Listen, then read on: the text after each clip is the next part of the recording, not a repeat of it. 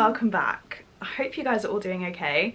This feels so weird for me to be sitting here filming like a sit down chatty video, but I'm going to be doing a Q&A about my backpacking trip. So this could be a really long video, but I did ask on my Instagram for any questions, and then I'm gonna go and talk about a few other things that I want to talk about too. If there's anything you wanted to know about my trip, it's probably going to be in this video. If not, feel free to leave a comment below if you have any questions.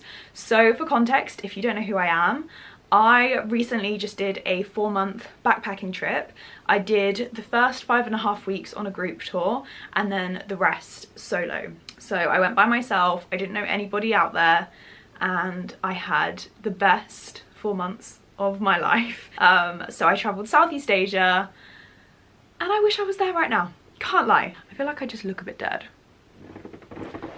It's saying I'm in focus, but I don't actually know because my camera screen's really dirty. So the first question, which kind of goes off of what I was just saying, was the whole trip with an organised group tour or did you organise some of it yourself?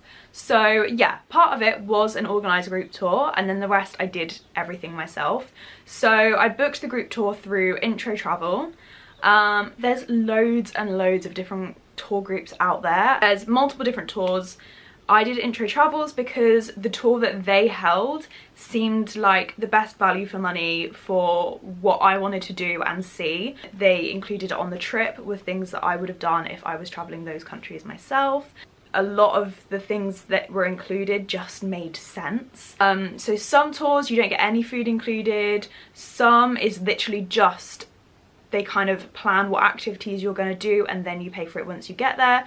This, you paid a certain amount before you went, and then once you were there, the only things you really had to pay for were a few meals, your drinks, and that was it. That was it. So the one that I booked was the Intro Travel Epic Asia tour, which is 38 days and you do Thailand, Vietnam and Cambodia. So that includes 18 days in Thailand, 12 days in Vietnam and 9 days in Cambodia, I want to say. That might be incorrect, but it was roughly that amount of time. I think in each place there was about 20 to 25 people, I want to say. Thailand was our biggest group, I think.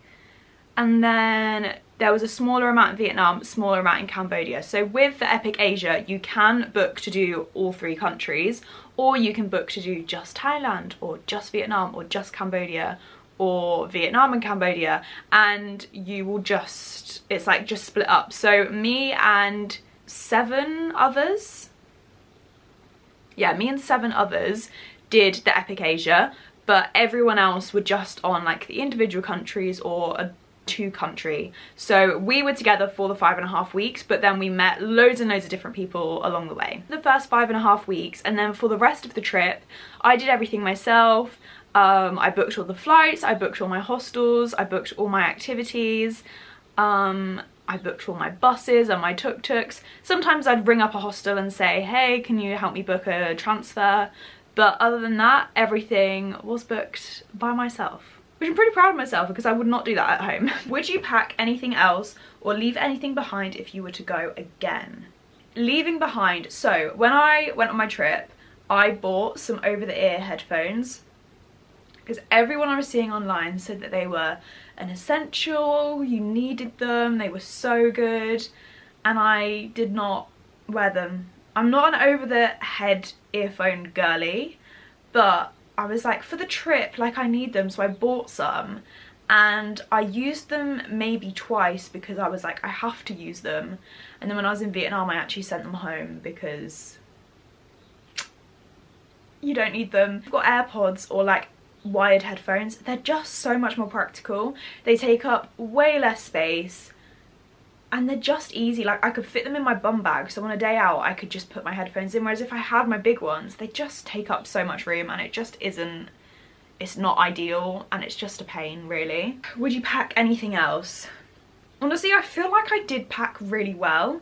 I did do a backpack, like pack my backpack with me video, which I will leave in the cards, but I did take out an extra sun cream in that video and I had a couple of other stuff. I would maybe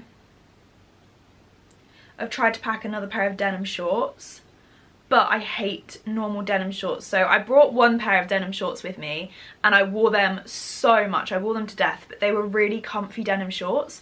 And I bought about 4 pairs before I went traveling to try, and just none of them were comfy. So that's like I'm not sure. But shoe wise, I'm really happy with the shoes I brought. I brought some Birkenstocks with me and I wore them nearly every day. I wore them all around Singapore. I think I did about 25,000 steps that day, and I wore my Birkenstocks the whole day. Didn't get any blisters. I got blisters a couple times from them when my feet were wet and my Birkenstocks were wet, and that obviously caused some friction. But other than that, like, it was pretty great. I brought some Havaiana flip-flops, which I'm so glad I did, because I promise you, that's my seat. I brought my Havaiana flip-flops, and I'm so glad I brought them over my Primark ones because they were just more sturdy. They just lasted really great. And I had a pair of trainers. And again, I wore the trainers for all my travel days, and I wore them for the hikes that I did, the viewpoints that I did. So I was really happy I brought them. I did bring some like water sea shoes. Didn't need them. So that's maybe one thing I regret. But other than that, like, I feel like I did pretty good. Makeup wise, I brought some. And even then I didn't bring a lot of makeup, but I only wore the makeup on the tour. I didn't wear it other than the tour. And on the tour, I only wore the concealer, the mascara, and the bronzer, and the eyebrow gel. I didn't need any of the extra stuff because I just didn't want to wear it. And by the end of the trip, my skin had cleared up so much that I just didn't want to wear makeup. I wanted to actually enjoy having good skin for once. What are the top 5 destinations you visited? Top 5. I love... Okay, I've got to put Mobile in Cebu in the Philippines because I just had the best week there. I met the best group of people. I learnt to scuba dive. I had incredible sunsets, good food every night. Like, I had my best. And I guess the thing with saying these are my favourites, they're favourites because of the people I was with and what I did. I feel like that makes a place. Like, I could go back to the same place and have the worst time because I don't meet anyone. But yeah, Mobile in Cebu. Loved Nusa Penida, honestly. I really liked Nusa Penida. In Bali, or Indonesia. I'm like Koh Phangan. Am I thinking Koh Phangan? Or am I thinking Phi Phi? Maybe Phi Phi or Koh Phangan in Thailand. That was great. Chiang Mai in Thailand. I love Chiang Mai so much. I really liked Hoi An. I really liked Koh Rong in Cambodia. I really liked Siargao in the Philippines. Again, I spent a week there. I did have a traumatic time there though. I did surf lessons in Siargao, and I got really bad surf rash from the board, and it actually ended up getting infected and I had to go on antibiotics for a week. I had to change the dressing multiple times a day, and now I've got a little scar. Let me show you. Well, firstly, my elbows. Don't know if you can see. This is from surf rash. And then this is from surf rash too. It looks like nothing now, but it was bad. I also got surf rash on my toes, so that wasn't great. But again, I just had a really nice time there. I didn't meet necessarily a great group of people, but I met some really nice individual people, and that obviously makes a big difference. I did love pretty much everywhere I went. How were you able to adjust with new surroundings and people so frequently? This is what I was worried about before I went traveling, because I'm very much, I wouldn't say I'm an introvert, but I am a bit of a grandma. So yeah, I was worried. I was a little bit worried about it because I'm not bad at meeting new people, but I don't do it often to like know if I'm good at it. You just kind of get used to it. You get used to being around a lot of people, and I think the biggest thing for me was knowing when my social battery was drained and when to take a break. Like, I would spend time with people, I would go have the day with people, but then sometimes I'd be like, I just want to go have dinner by myself and go read my book and watch Netflix in bed. And I would do that. I'd go out for my dinner and then I'd come back and I'd shut my curtains on my bed so no one could talk to me. But then the next day I would go out and spend the day with them. So like, it really just depended. And and my social battery lasted much longer than it would in the UK, and I think it's because everything was just quite chill and everyone else is quite chill. Like, everyone is there to experience the same things, do the same things, so you meet a lot of like-minded people. You obviously meet some people who aren't necessarily your type of person, but you're fine to get along with them for a couple of days, because most of the people you see, you spend a day, 2 days max with them, and then that's it. You don't ever see them again. So it's a really weird situation, because you start off, you have all this small talk, which I feel like is very draining. Small talk is so draining. You have all this small talk, and then you start to get deep. I feel like the deep conversations come quite quickly compared to when you're meeting new people like at home. And it's because they're the only people you've got with you. You've not got your family, you've not got like close friends with you. And the conversation does just flow. And yeah, I think the thing that to adjust is you just have to be open, and you just have to talk to people. And it's so easy to make new friends. Like, I always tell this story, but there was like one time I walked into my hostel, didn't know anybody, it was 5 p.m. maybe, and 2 people were like, hey, we're gonna go to the beach for sunset, do you want to come? And I was like, I don't even know your names, but yeah, I'll come. And that's it. Like, it's so easy. And then I spent sunset with them, and from there I met some of their other friends, and then I spent the next few days with them and their other friends. So it's just so easy, and people are going to be welcoming to you. So if you can be welcoming to other people, it just makes it easier to get to know new people all the time. And it is sad when you like meet a group who you really like, and then you have to go, or they go, but if you've got social media, you can keep in contact. But it is sad if you get like a good group of people. Someone says, I'm doing the same trip to Thailand. What size is your bag? Did you have to carry it often? That's so exciting. Firstly, I'm very jealous. And my bag is a 65 litre, so it's an Eagle Creek 65 litre bag. I really loved my bag. I don't think you can get it anymore though. I got like the last one on Amazon, and I can't really find it online. I loved my bag, but the one thing I will say about it is I think the bag itself is quite a heavy bag with nothing in it, because I was carrying very similar amounts to other people while traveling, same size bag and everything, and my bag was way heavier, and I mean like way heavier. So bear that in mind. Like, you want to be buying a bag that is quite light. Carrying it often, honestly, you don't carry it that often.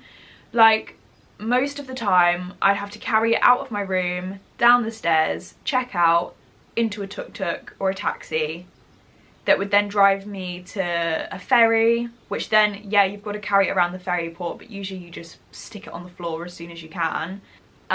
Someone will put it on the ferry for you, usually. It's kind of, you just carry it to and from different means of transport, honestly.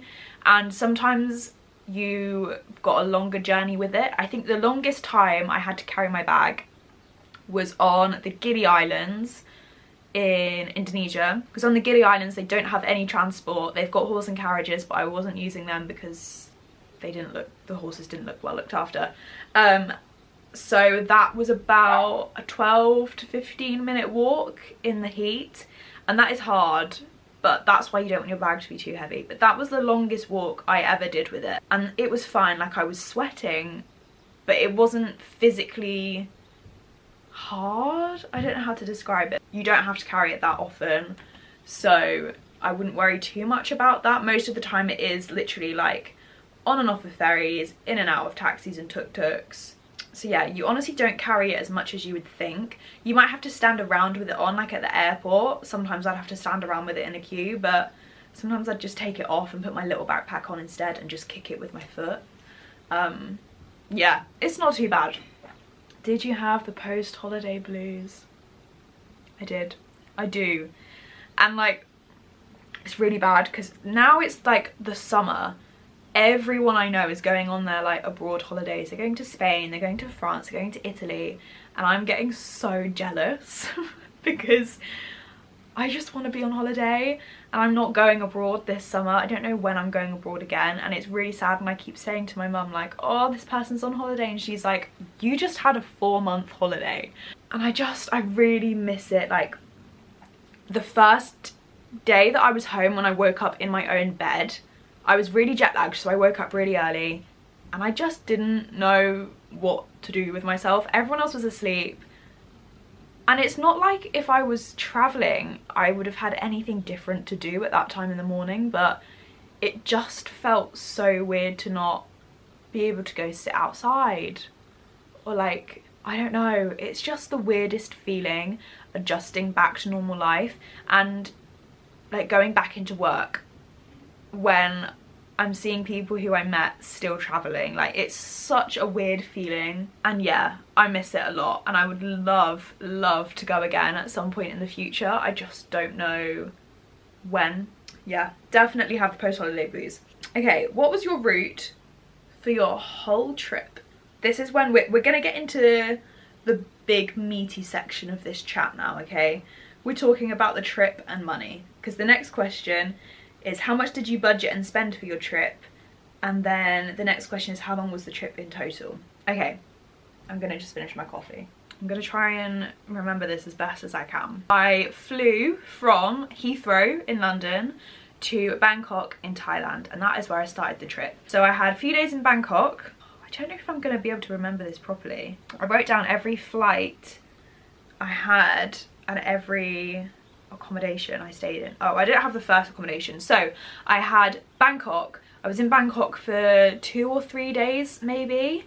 We then went to Xoxo National Park in Thailand, where we spent a night there. We then went to Koh Phangan for 3 nights, I want to say. We then went to Phi Phi for 3 or 4 nights, and then we went to Phuket. We had 1 night in Phuket, and then we went to Chiang Mai, where I think in total we had 5 nights in Chiang Mai. We had 2 in a hotel, 1 in a jungle, and 2 back in a hotel. And then that is where the Thailand trip ended. We then flew from Chiang Mai to Hanoi in Vietnam, and we had 2 nights in Hanoi.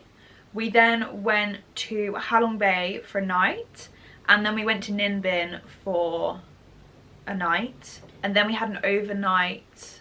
Oh, we did have an overnight train in Thailand. Lost my train of thought. Ninh Binh. Okay, we had a night in Ninh Binh, then we had an overnight train which took us to Hoi An, and we were in Hoi An for 3 or 4 nights. Then from Hoi An we went to Ho Chi Minh. A night in Ho Chi Minh, stayed a night on the Mekong Delta, and we had like another night or 2 in Ho Chi Minh. Oh, we did fly at some point. When did we fly? We flew to Ho Chi Minh from Hoi An. Oh, it's Be Real time. Guys, we've got to be real. Then we had a couple nights in Ho Chi Minh. That was Vietnam done. We got a coach from Ho Chi Minh to Phnom Penh in Cambodia. Then we had 2 nights, 1 or 2 nights in Phnom Penh. Then we went to Kampot for 2 nights, I want to say. 2 or 3 nights. Then we went to Koh Rong Samluem and we had 2 nights. I'm trying to remember. And then we went to Siem Reap and we had 2 or 3 nights there. That was the end of Cambodia, and then I stayed an extra night in Siem Reap. I then flew from Siem Reap to Singapore, and I spent 3 nights in Singapore. Then I flew Singapore to Manila. I had a night in Manila, and then I flew Manila to Boracay, and I had 3 nights in Boracay. I then flew from Boracay to Cebu and drove down to Molbol in Cebu. I had 6 nights in Molbol, and then I got a bus and a ferry to Siquijor, and I spent 4 nights in Siquijor. I got a couple ferries from Siquijor to Bohol, and I spent 3 nights in Bohol. Then got a ferry and a flight. Yep, I got a ferry and a flight to Siargao. I had 8 nights in Siargao. I then flew from Siargao to Puerto Princesa, and I had 3 nights in Puerto Princesa. Yeah, I had 3 nights in Puerto Princesa. I then got a bus to Port Barton. I had 2 nights in Port Barton. I then got a bus to El Nido, and I had 3 nights in El Nido. I then got a boat trip from El Nido to Coron, which was 4 days and 3 nights. Then I had 2 nights in Coron. Before that was the end of the Philippines, and then I flew to Kuta in Bali. I had 2 nights in Kuta, and then I drove to Seminyak, 3 nights in Seminyak. I then drove to Canggu. I had 2 nights in Canggu, and then I drove and got a ferry to Gili T, and I had 3 nights in Gili T. I then got a ferry and drove to Ubud, and I had 2 nights in Ubud. I then had 6 nights on a yoga retreat in Ubud, and then I had another night in Ubud.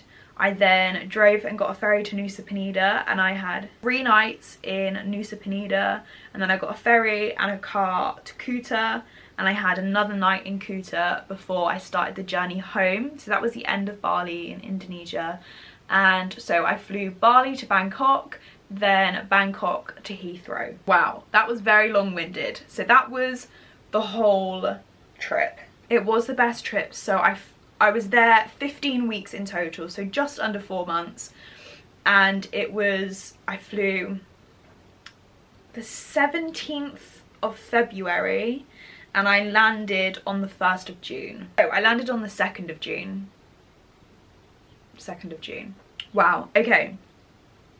We're now gonna talk money. I have broken everything down.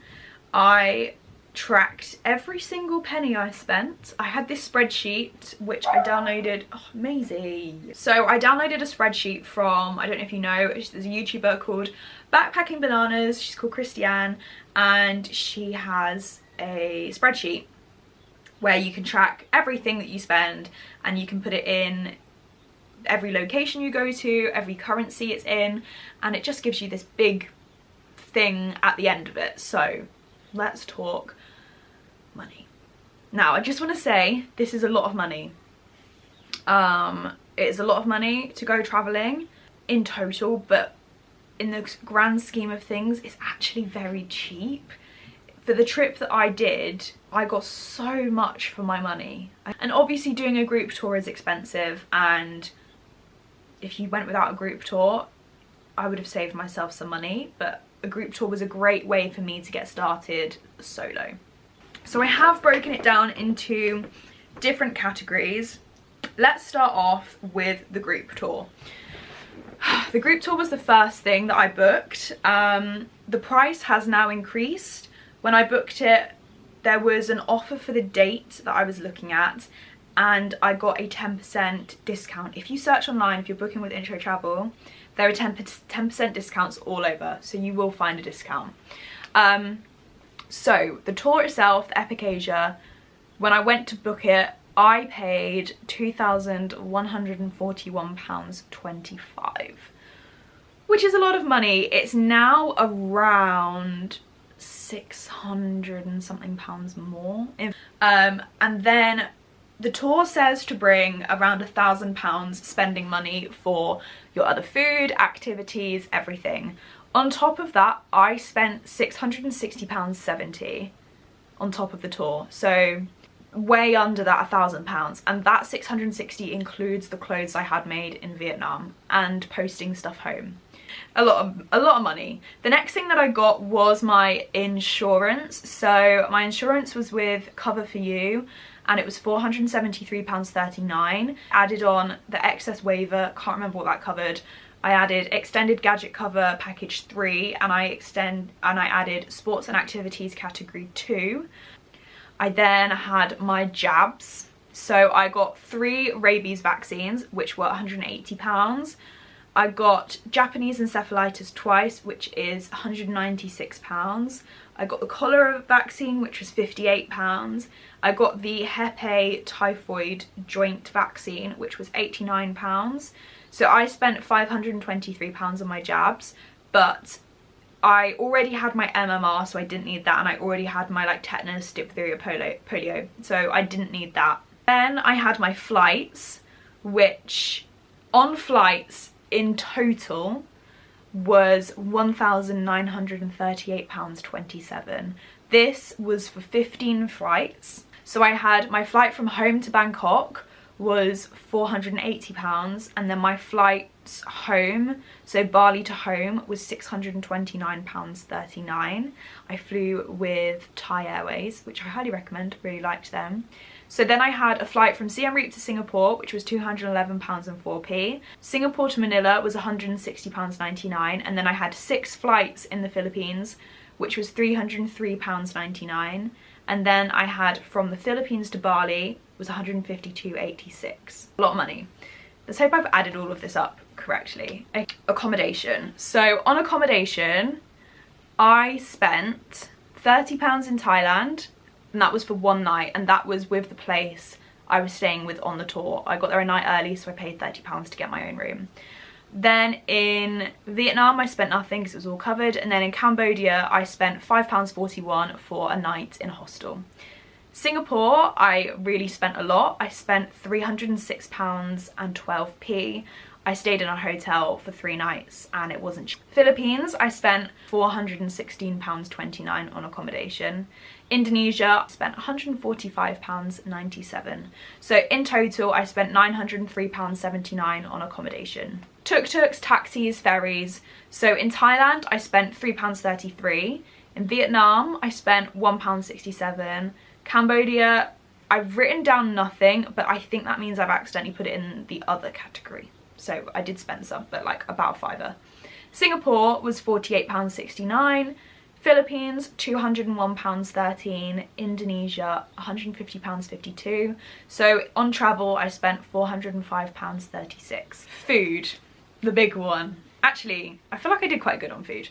So in Thailand, I spent £190.44 on food. Vietnam, I spent £89.05. Cambodia, I spent £78.53. I can't see if that's a 53 or 33. Singapore, I spent £163.87. The Philippines, I spent £460.44.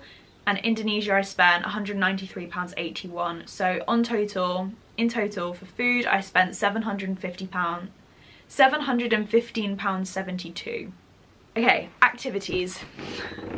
This is like general activities, I think. So if I did a boat trip or anything like that. Thailand, I spent £27.93. What did I do in Thailand where I needed that? Vietnam, I spent £3.34. Cambodia, I spent nothing. Singapore was £25.03. Philippines was £125.94. And Indonesia was £156.59. So on activities, I spent £338.83. The other categories, so this might have included gifts that I bought, random snacks, a tip, laundry, that kind of thing. Thailand, I spent £15.42. Vietnam, I spent 83p. That was a tip. Cambodia was £31.14. Singapore was £11.06. Philippines, £164.88. Indonesia, £44.69. So in total, in the other category, I spent £268.02. Then in Vietnam, I spent a little bit extra. So I got clothes made. I got 3 dresses, 2 of which were satin dresses, and one was like a chiffon layered dress. And then I got a pair of linen shorts, and that was £105. I also paid to send a box of stuff home, which was £67, and I got a tattoo, which was £47. So in total, the big extras in Vietnam were £219. And the next category is the big extras in the Philippines. So I did a boat trip with Big Dream Boatman. I paid £182 deposit, and then I paid a further £256.93 for the trip. I got a transfer from the airport to the ferry to my hostel in Boracay, and that was £23.35 both ways. I got a visa extension rushed, which was £78.22. I got a taxi from Cebu to Malbo, which was £83. I got my scuba diver paddy, which was £312.60. I had surf lessons, which was £137, and I went to the hospital, which was £52. and in total the extras I spent in the Philippines was £1,101.75. In total, on the whole trip, the tour, the jabs, the flights, the food, every single penny I spent was £9,427.99, which works out to be £90 a day for everything. I also did stick to my budget pretty well. Let me see if I can, have I got it on my iCloud on here? Thailand I budgeted £18, Vietnam £15, Cambodia £17, Singapore £80, Philippines £38, and Indonesia £38. Thailand I was under budget by £25.99. Vietnam I was under budget by £36 and 3p. Cambodia I was over budget by 49p. Singapore, this didn't include my hotel in Singapore, I was over budget by £23.71. Philippines I was under budget by £6.98, and Indonesia I was under budget by £12.80. Yeah, that's pretty good. I didn't include some of the accommodations on this because like Singapore was way over my budget, but I treated myself for that. The next question was advice for solo female travellers. You just kind of have to be confident and have your wits about you. Like everyone I met was so nice, so that's really lucky. But obviously there are risks being by yourself and being a girl, but there's risks everywhere. There's risks going to London, let alone like in a different country, you know? I think, yeah, you've just got to always be aware of your surroundings and who you're with. Don't go out in the dark by yourself. I would always try and have dinner early. If I wasn't meeting someone else for dinner, like if I wasn't going with someone for dinner, then I would go early so that I wasn't walking back in the dark, or I would like go to hostels that had a restaurant attached, because then it meant if I didn't meet people, I could go to that restaurant and I could go later because I don't have to worry about going in the dark. So that's the biggest thing, like just don't go in the dark by yourself. That's a thing in the, like, wherever you live anyway. I don't get why it should be different while you're traveling, because there's still the same like risks. But honestly, other than that, it was great being a solo female traveler. Like, you meet so many people, it's always a talking point. People tell you you're brave, which is a bit like, oh god, but it's fun, like, because you get to meet people. You're not, I saw a couple people who were with their friends and they loved their friends, but they did get sick of each other. And being by yourself, if you don't want to be with anyone, you don't have to, which I think is great. But yeah, just have your wits about you. Do you have any standout highlights? Standout highlights. Some of them are just really little things, like the boat trip in Halong Bay when we were all on the trampoline. There were just 4 of us on it at the time, I think, and it was just so fun, like going on a trampoline on the water. So fun. Nick falling over on the high ropes in Chiang Mai and getting stuck and having someone have to lift her off. That was so funny. In like getting my scuba diving course and then seeing turtles and manta rays. That was pretty cool. I went to a dog's birthday party in the Philippines. They had a cake for her and everything. She was called Aria and she was 4. So many like just little things. Oh wow, okay, that is it for this video.